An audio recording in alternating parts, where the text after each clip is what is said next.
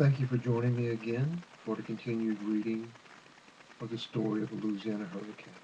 This is part three, and again, I would appreciate any comments or critiques or praise you might have for me. You can write me at aapoincot, Poiencot, at yahoo.com, where we left off at.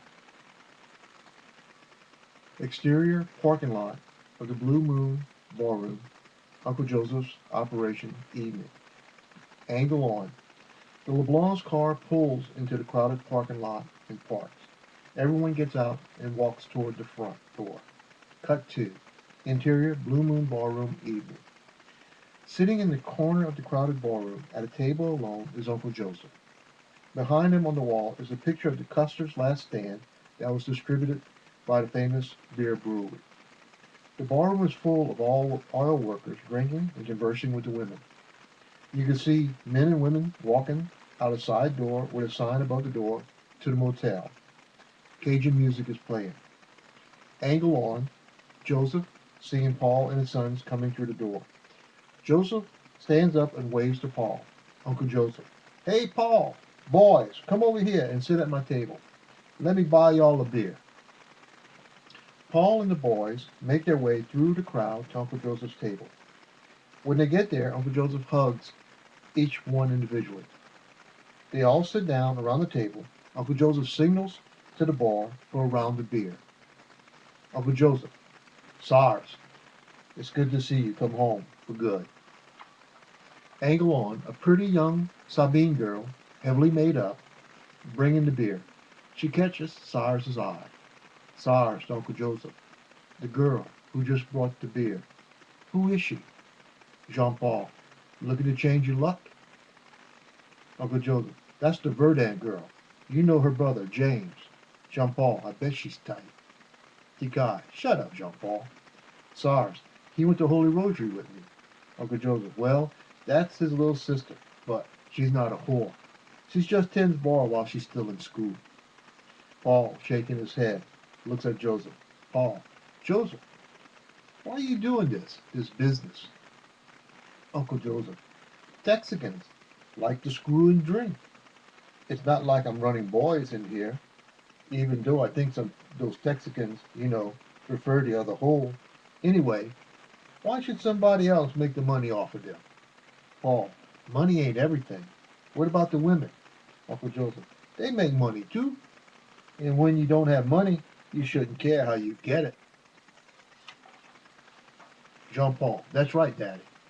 Paul, with a stern face, looks at Jean Paul, the type of look telling Jean Paul to keep his mouth shut. Cut 2. Interior, Blue Moon Ballroom, evening. James Verdant enters the ballroom through the front door. James stops and looks around the crowded room. He has a very angry look on his face. James sees Sadie behind the bar and walks towards Sadie. All the spaces around the bar are filled. James pushes two Texicans out of the way to get to the bar. James to Sadie, I want you to come home right now. I don't want you making money this way. One of the Texicans grabs James by the shoulder and shoves James to the side. Texican, Indian, get out of my way. We were here first. Angle on, the commotion gets the attention of everyone at Uncle Joseph's table. Angle on, James Verdant pushes his way back to the bar. James, come on, Sadie. Let's go home. I don't want you doing this. Texican Bill grabs James and pushes him to the floor. Texican Bill, Indian, I'm talking to the girl right now. James gets up to his feet and gets right in Bill's face. James, you're talking to my little sister. Texican Bill, she's just another Indian whore who will be giving me head later on tonight. James punches Bill in the face. Another Texican grabs James from the back while another Texican punches James. Angle on. SARS, joined by T-Kai and Jean-Paul, when seeing this, immediately jump to their feet and rush the bar where the fight is taking place.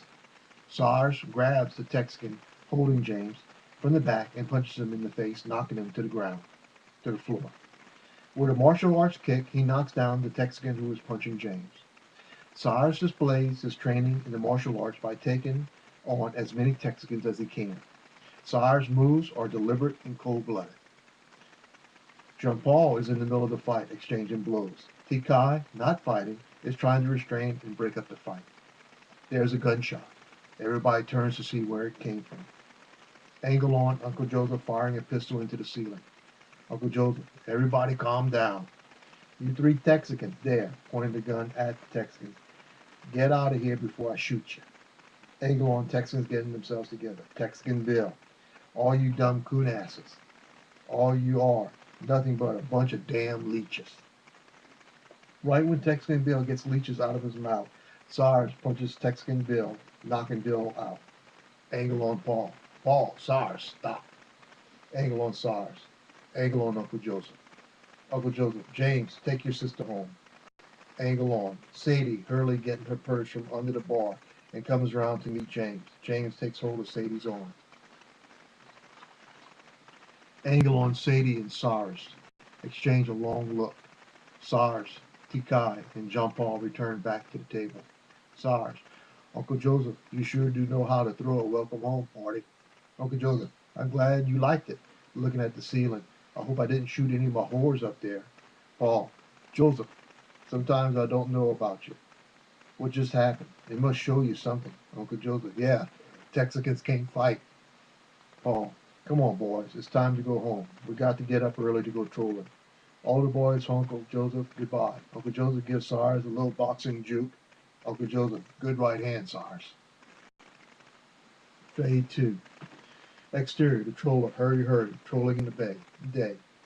Tikai is at the helm. Paul, SARS, and Jean-Paul are pulling in the nets. They pull the nets over the deck and cleaning area. The nets are open with the contents spilling onto the deck. It contains mostly trash, a few fish, fewer shrimp. Paul, it's not looking good. In the background, all rigs are at work. SARS, I've never seen it this bad. Paul, with all the dredging and damming of the bayous, the water doesn't get the chance to cycle. The fish and shrimp don't get the chance to rejuvenate. Jean-Paul, yeah, but with these type of catches, Daddy, this boat can't support all of us. Angle on Tikai coming out of the wheelhouse and hearing what Jean-Paul is saying. Tikai, what you thinking about, Jean-Paul? Going to work for the oil company? Jean-Paul ignores Tikai. Jean-Paul, maybe one of us, or even two of us, should get a boat. Daddy, next time we're in, I think I'll go see the Pope. Maybe he can help me get my own boat. Sarge, the Pope? Tikai, he's a local banker. He started lending money to everyone who wanted to buy a boat. Everybody started calling him the Pope because they say he turns nobody down. I know some guys who couldn't make their payments to him. They now smuggle. I believe he arranged it. Jean-Paul. Jean Lafitte was a smuggler. Tikai. Jean Lafitte didn't smuggle drugs. Exterior, hurry, hurry, anchored along the bayou night. Hurry, hurry, cabin area night. Paul and his three sons are sitting around the table playing cards. They are playing Pedro 1428, a Cajun card game similar to bridge. The game is played with partners and each person bids a trump hand. The highest bid selects the trump the cards that are worth points will be in. The object for the team is to win those point cards for a high of 14. If the team that controls trump bid is originally 14 and they get all 14 points, the bid is doubled to 28. If you don't make your points, your bid is subtracted from your score. 64 point wins the game. SARS. I haven't played Pedro in years. Paul. I love this game so much I was thinking about naming this boat Pedro 1428. Tikai. Daddy, where are we going to troll at in the morning? Paul. I was thinking about trying Turtle Body or the Bay of Shells. I bid 10. Tikai. Well, Daddy, if I'm thinking right, if we go to the Bay of Shells, there has been a lot of oil drilling. A good chance there'll be a lot of trash, and we either tear the nets or they'll get hung up. But, for sure, if we go to Turtle Bay, we're bound to catch a hamper of mud and not tear our nets. Everybody laughs. Tikai continues. I can't beat 10. It's your bid, Dad. Paul, spades. Jean-Paul, Daddy, I'm your partner and you bid spades. They all start playing the cards to capture points. Paul is the last one to play. There are a lot of points showing on the table which can be captured with the highest trump card played. Jean-Paul continued. Daddy, you see all the points on the table? Paul, I sure do. A deuce. Paul throws down the number 2 on the table, the lowest trump card. Jean-Paul, a deuce. Daddy, there were 2 5s on the table.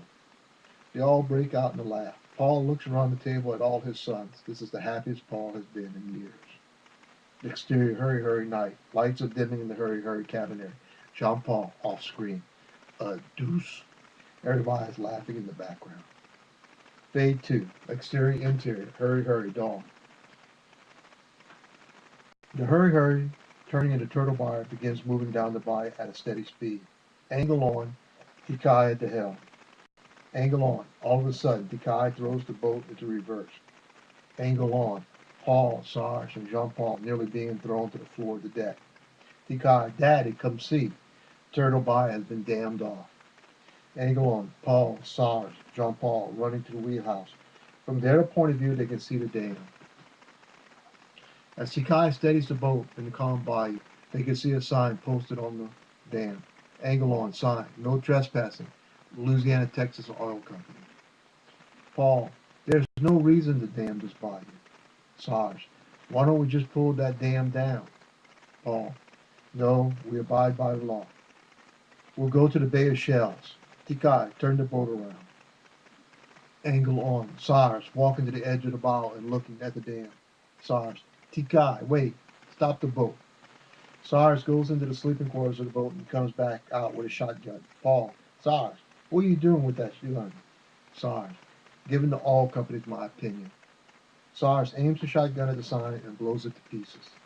Sarge, I want them to know us Cajuns won't stand for this. Jean-Paul, the oil companies have the money. That's the power to tell us Cajuns where to go and what to do. Cut 2.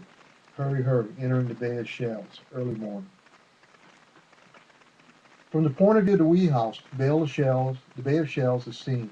The bay is full of abandoned all wellheads. It looks like a graveyard full of tombstones. Exterior, hurry, hurry, trolling in the Bay of Shells, early morning. The hurry, hurry is pulling her nets through the Bay of Shells. Tikai is at the helm. Paul, Sarge, and Jean-Paul at the rear of the boat, watching the ropes that are securing the nets to the boat, making sure of the proper pull behind the boats. Angle on. All of a sudden, you can see one of the ropes really tightening up. Angle on. Tikai. Tikai, Daddy, there's something wrong. The boat is being pulled back. Angle on Paul. Paul, damn nets are hung up on something. Paul hollers to Tikai. Paul, stop the boat. I can't afford to lose these nets. Angle on. Tikai stays in the wheelhouse trying to keep the boat straight. Angle on. Paul, Sarge, and Jean-Paul attempting to pull the nets. The nets won't come in. Angle on. You can see the frustration building up on Paul's face. Paul begins to pull all the individual ropes trying to work the nets free. Sarge, Daddy, we can't get the nets in that way. We need to use the winch. Paul, no, I need to keep working the ropes. Jean-Paul, it's the fault of the oil companies. Paul, forget about the oil companies. Just worry about helping me save the nets. To be continued. Thank you. If you wish to contact me, again, it's aa.so, POIENCOT, @yahoo.com. Have a good day. Bye-bye.